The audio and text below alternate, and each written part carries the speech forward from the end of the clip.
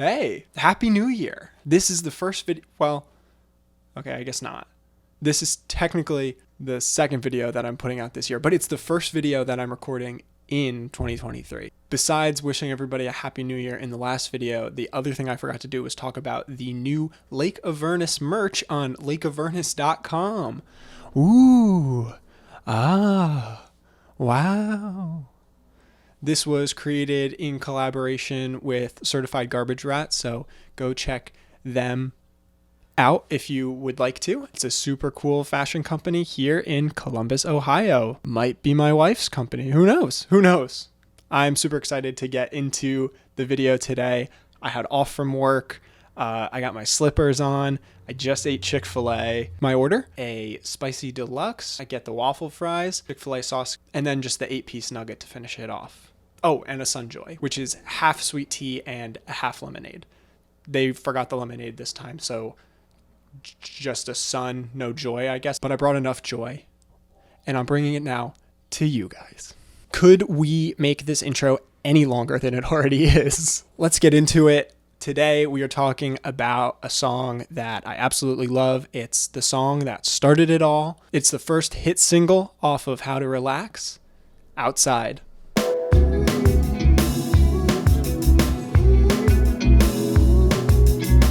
Like a lot of the songs on How to Relax, this song was written in either 2020 or 2021. It started off in one of those, and then I kind of touched it up in 2022. When this single was released, it also came out with the original demo of the song that I had written. I mean, the reason I put the demo out is because the way that Outside ended up is so different than the original demo. So I thought it would be really cool for you guys to be able to see like where it started and where it ended.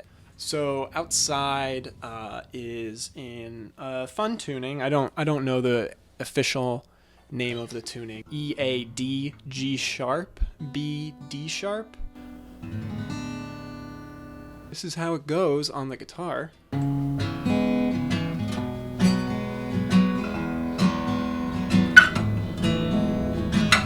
And it just literally goes around and does that the whole time. I couldn't tell you what any of those chords are or anything. But I think it's in A major.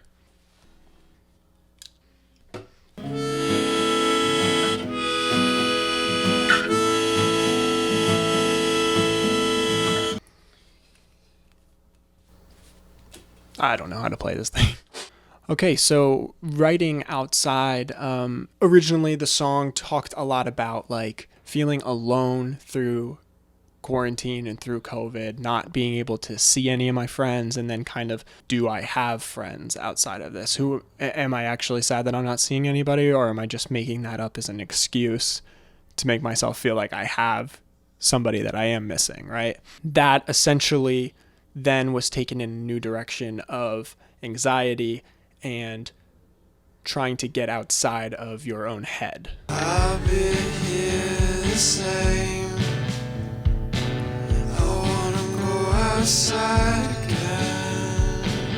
The first verse talks essentially about a panic attack from just going out in public again for the first time. I found it really hard to kind of reintroduce myself into the normal world.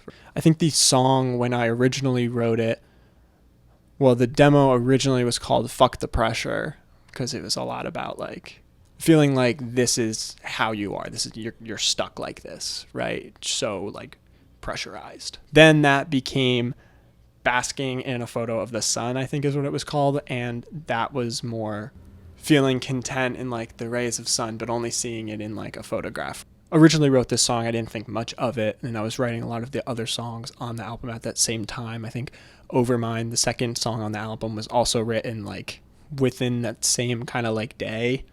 Once I took it and reformatted it and rewrote it a little bit, worked on the production, I remember exporting the first bounce of this song and being like, I did it. Like, I figured out how to get the sound that I've been trying to get for years, and it's got a long way to grow, but I feel like this is the closest I've gotten to being like, this is music that people are going to listen to. This is music that I would love to listen to, and I do love to listen to it.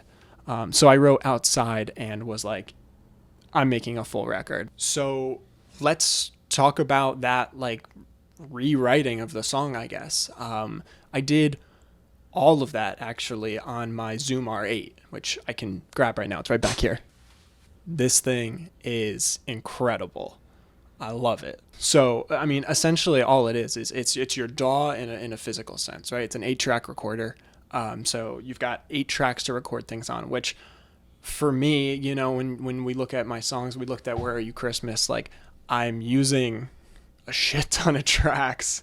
I'm looking at the Outside project right now, and I think I've got 44 tracks. But it started as these 8 tracks, and I don't even know if I used all 8, honestly. I was pretty much still learning how to use this thing when I made Outside, so I was just stoked to get any sound out of it. To me, it's just a great way to write a song a different way. Sometimes I don't have an idea, and I'll pull this out, and I've got a drum loop started, and I'm like, okay, cool, and I'll just throw a couple notes on top, a melody. You're gonna get some cool songs, you're gonna get some cool sounds, and it was just fun to write a different way. And you know, it's technically it's no different than a DAW, and I'm not saying you need this or something, but just helped me to have something portable, just to throw something down and then kind of improv on top of that and being like, yeah, this is what I want. So Zoom R8, super cool, love it. 8-track recorder. Could do the same thing with a cassette, 4-track cassette recorder over there as well.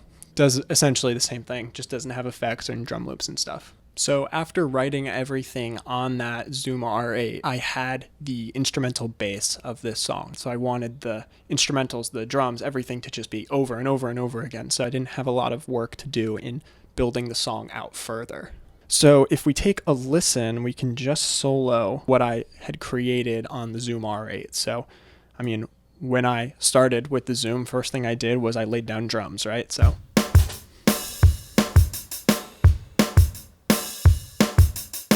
I think right after that I added this little like pluck is what I called it.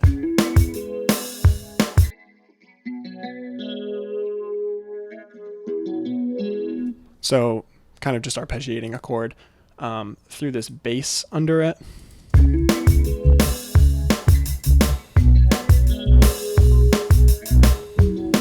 Super easy, just kind of climbing up, boom, boom, boom, boom, boom, boom. After that, I added this guitar strum of some chords in the background. Alone, it sounded like this. With everything else. And I've got that just super quiet in the background. Then we've got this accent pluck.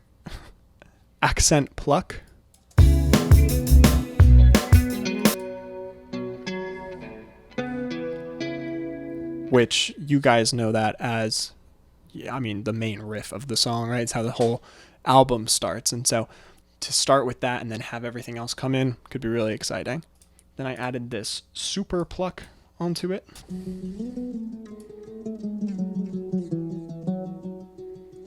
Cool. And then the only other thing that was left that I had recorded on the 8-track were these ooh, right in the background. So with everything on the 8-track, this is how it sounded before I went and took it to the computer, minus like the effects that I've thrown on it.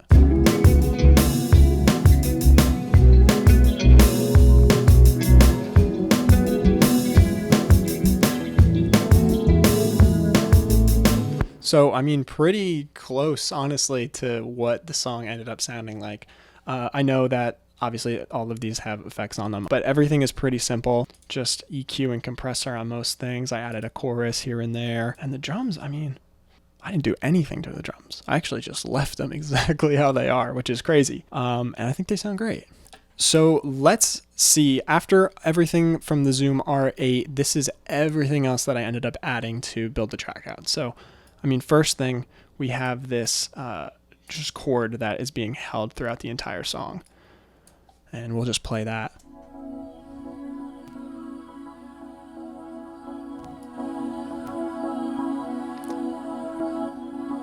And so that's just, I mean, literally being held through the entire song. I think I add like a bass note in and a higher note in every once in a while. It's really just sustaining throughout the entire song. So this is a sample pack that I got from Reverb Machine, I believe is where I got it. It's the JV sample pack. Sounds great. There's some like super vintage stuff in it. Could be worth it for you if you like the sound of it. The The only thing I really did to it, I threw this J37 on it.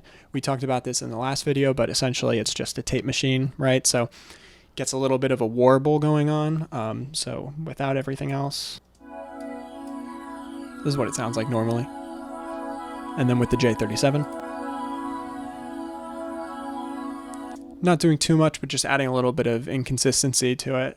That's also happening through this vinyl plugin that I have running from Isotope. So this just adds, I mean, you can see dust, scratch, warp.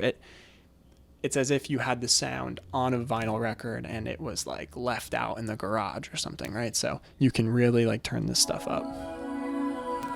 If you add the dust, add scratches. Now it starts to skip, right? And you can warp the sound.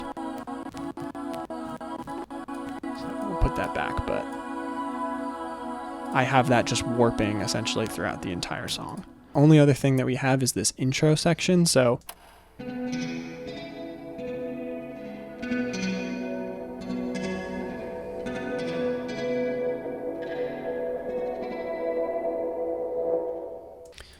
that's just that track straight off of the R8, but we've done a couple things to it.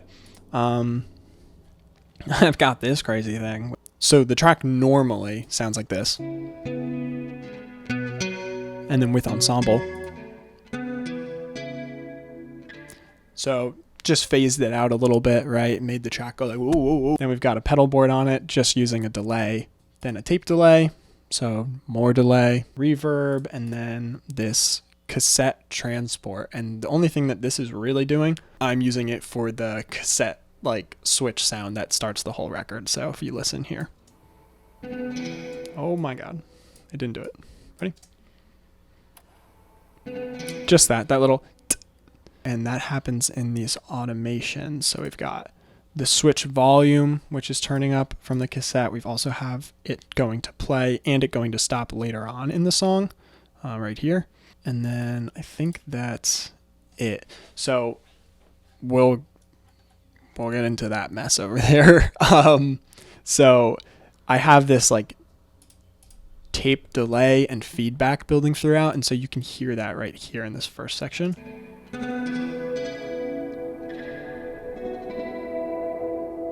So that's that swell that's happening in the background. I build it up and then I cut it right off when the drum part hits in the beginning. And then I'm also building that out here in the back. So we have essentially what you'll see is that feedback is, I mean, I believe I mapped this to a knob on my Akai MPK Mini, which is this guy. So just map the feedback to a knob. And then I also mapped feedback on a pedal board and then a deviation on the tape delay. So I have those three parameters, and while the song played, I would just twist those knobs around and get different sounds. That ended up building this huge like swell delay that's going on. So with all three of them, you can hear it. So here we go.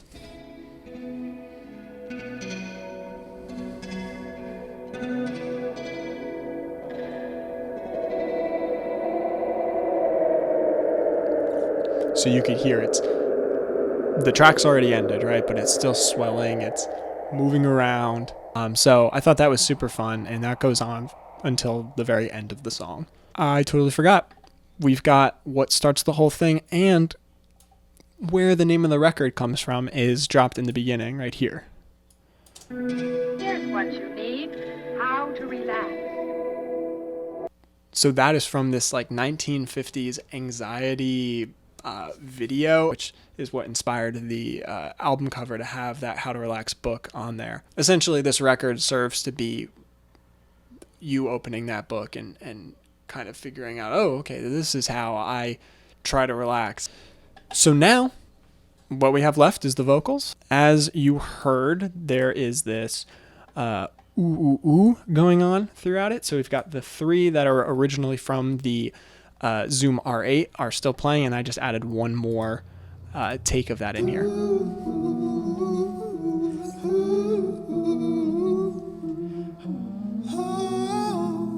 So those like droning oohs are playing throughout the background.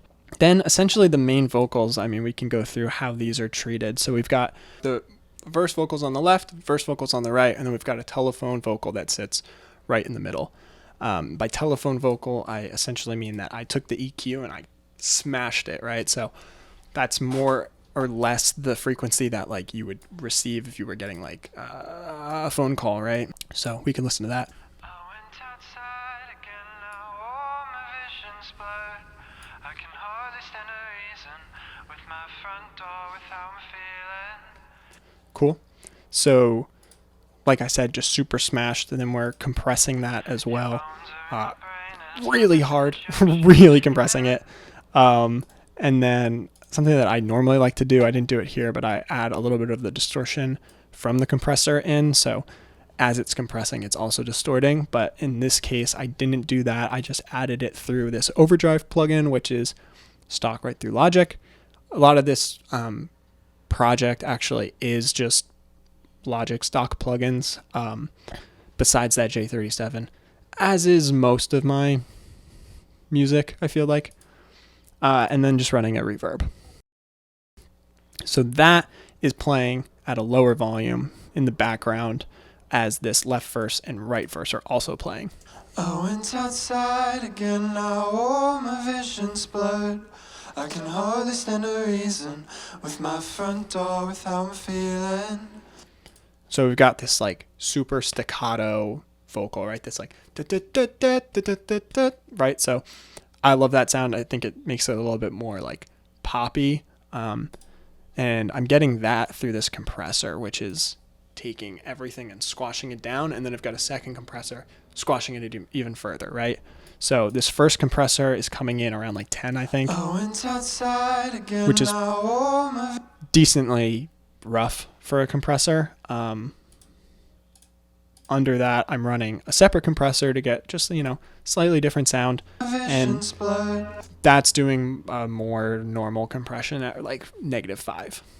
I can hardly stand a reason with my front door without my feeling. And that's on a pretty low ratio. This one's a little bit higher at like 3. Running a de-esser on that, and then just this overdrive to give a little bit of a boost, right? So if we take just one of these, turn that overdrive off. With my front door without my feeling. A lot less energy, so that overdrive just like boosts everything. And then we got this echo playing in the background through the guitar pedal board. Use it on your vocals, use it on anything. On the right side, we've got pretty much the same stuff, except no overdrive on that one. Your bones are in my brain and I'm stuck within the junction. It's cool, makes it sound kind of like the voices in your head, I feel like. And to further that, I've got this vocal effects running through, which is just it's a lo-fi space plugin, which I believe was free through Waves. And this is just like a weird echo reverb delay situation. So if we just solo that. So I took out just syllables of what I was singing, threw them in the background, and we've got this like delay happening. We've also got just a Space Designer reverb on that, as well as this delay pedal board. So in the background, you've got these little sections. So those are just floating around in the background as we do everything. Then we've got this fuck shit section. And in here, I just set up a mic and I walk around it and I just record from over here and get different sounds with doing different voices. So we've got those going on. Fuck shit. In combination with those verse vocals and telephone vocal. Fuck shit.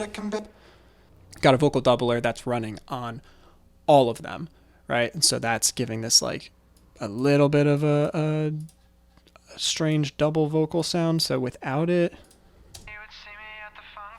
fuck shit. But with it on, fuck shit. So very subtle, but it does give a little bit. I also have Fresh Air running on that. I don't know if we've talked about this before, but Fresh Air is a cool plugin. I believe it's free. I think it is. And it's cool. It just adds a little bit of a lift in the higher section of your EQ, but gives it like this little bit of a sparkle. So it's cool for like synth, or especially if you want your vocals to kind of stand out a little bit more. So you can keep the volume of the vocals low, but have the highs of the vocal stick out, which just as a listener, you perceive that as being a lot louder. It really helped me kind of figure out where my vocals should sit. Without that on, I mean, I can play it here. That's without it. I can hardly stand a reason with my front door. And then with it. With how I'm feeling. Your bones are So you just get a little bit of sparkle on the high end. If I really turn it up, you'll hear it. in my brain and I'm stuck within the junction. It's got a little bit of a sizzle. I'd keep it pretty low, but it's super good. And then we are building up on this bridge. So same thing, we've got a bridge vocal, except these are bouncing back and forth from first phrase will be on the left, second phrase will be on the right, and that's going back and forth. And then we've also got the phone effect. Phone will sit across from it, right? So if the vocal's on the left, the phone effect is on the right, and that's bouncing back and forth, as you can see on here. Gives it a little bit of a different sound from the verse. It's a little bit thinner. It's a little bit, has a little bit more reverb on it as well. So just helps to give like a breakup of what you've been listening to, especially when the instrumentals have not changed the entire time. We've just been like taking out, subtracting, adding different parts in, but they're all the same parts, right? So you want like a little bit of a shake up. I don't want to see them if they're angry about it. Cool. So those do that. And then we've got this fun part. So I'll never go outside again. What that's doing is, again, that same compressor, but we're pushing an overdrive pretty hard. And then both of these are running through that free Fresh Air plugin. Also running the saturation knob, which I also think is free. Super good. Similar to Fresh Air, where you get a little bit more of a presence of something, but what it's doing is kind of like warmthening the signal. Imagine you have like a tube amp, right, in real life, and as you push the signal harder, you start to get this like distortion and warmth. That's what saturation is. So adding this, and I added a lot of it here, but adding just a little bit of it can kind of like really glue your mix together, I found. So I'll never go outside again. And without any of it, So I'll never go outside again. so took a pretty normal vocal and gave it like a lot of spice, right? Never go outside again. The song basically concludes from there. We've just got this spelt wrong Angry Grr, which is just a collection of vocals. See them if they're angry.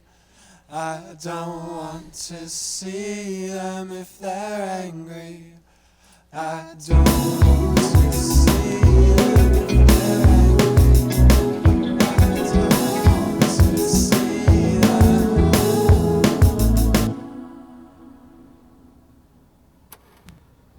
And we've got that cassette transport playing again at the end to turn off that cassette tape. So that's pretty much it. That's the whole song. Once again, once I finished this song, I was like, let's make a full record. And so I'm excited to walk through the rest of that process with you guys as I talk about the rest of the songs that are on the record. Got new merch up on lakeavernus.com. And I think it's really cool. It's in collaboration with Certified Garbage Rat. Please go check it out. Have a wonderful, however long it takes me to make another one of these. Maybe I'll have a music video out soon. Maybe for this song. Maybe my whole channel will only be about this one song that I've written. And then everybody will have to love it, right? All right, bye. I